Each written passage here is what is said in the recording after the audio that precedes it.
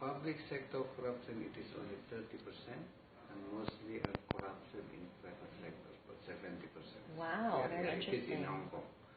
Unfortunately, our law, our current law, it is not clear yet, and about corruption in private sector. What we can actually do, if they are being bribed, then we can actually prosecute them. Yeah, because I understand. Getting them, but they are actually for the supply side of corruption, mostly private sector. Okay. And then private sector still problematic here. I understand a lot of multinational companies also engage in bribery. Yeah, multinational companies, they are one or two, but I think mostly in Indonesia. Yeah, because for example, companies from UK, for example, from EU, they have very strict internal rules, even actually including from US. But national company still, I think, is the highest. Okay. And lastly, what do you think is the toughest challenge in your job? The toughest challenge in our job, it is, I don't really know, but I think the toughest so far, actually, I want to increase the human powers of the KPK because it is one of the main big challenges. We want to do more, but our human resources is not enough. Secondly, actually, we want support from the executive and the parliament. That we really want to do to ease up a little bit of our challenges. Do you feel you don't get enough support from the executive or the parliament? So far, from the executive, we get very good support, and I think in the first 1 or 2 months of our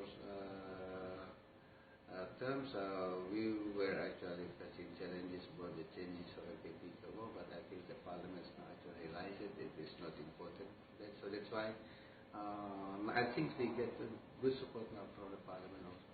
Okay. I hope this is very good. I just also want to say, because you're from kind of regional kind of news outlet, then we are also working closely with the Anti-Corruption Commission in ASEAN countries, especially Singapore, Malaysian Anti-Corruption Commission, National Anti-Corruption Commission of Thailand. In fact, we even actually have kind of like joint operations, and nobody knows, but we are doing a lot of things, because I think this is maybe good for you.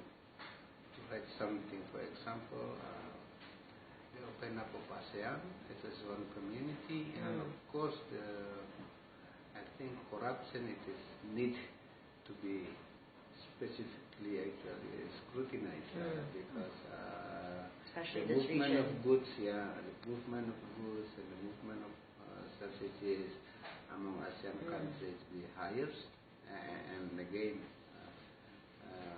There are always the possibility of corruption in this. And why is the coordination with the Philippines not as good? Maybe, first of all, I think Anti-Corruption Commission in the Philippines is a bit different in nature compared to Indonesia, because it's kind of like an ombudsman kind of type. In the Philippines, so we kind of a little bit different, and the way they approach corruption in the Philippines are different. But if they want to cooperate and join operation and whatever they call it, we are still open. Okay. Yeah. Thank you very much. Thank you. Okay. And that was our conversation. We will, of course, bring the whole interview to you, as well as the Bahasa version, which was conducted by our Managing Director, Uni Bibis. Thank you for following. Thank you.